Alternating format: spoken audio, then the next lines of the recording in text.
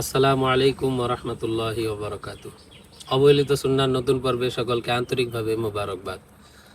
আজকে যে বিষয়টি নিয়ে আলোচনা করব সেটি হলো আমরা বিভিন্ন সময় দৈনন্দিন জীবনে বিভিন্ন কাজে আমরা সফর করে থাকি।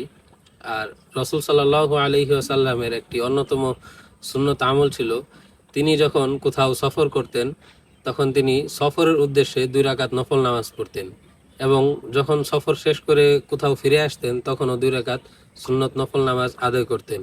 তো সফরে যাওয়ার সময় 2 রাকাত নফল নামাজ আদায় করা এবং ফিরে এসেও 2 রাকাত নফল নামাজ আদায় করা, এটি রসুল সাল্লাল্লাহু আলাইহি ওয়াসাল্লামের একটি সুন্নাত। এই সুন্নতটি আমরা সকলেই গুরুত্ব দিয়ে পুনরুজ্জীবিত করতে পারি এবং এই সুন্নত সম্পর্কে আমরা অনেকেই জানি না।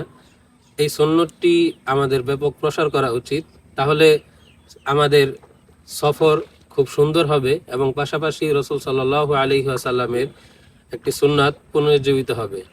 আসসালামু আলাইকুম ওয়া রাহমাতুল্লাহি ওয়া বারাকাতুহু।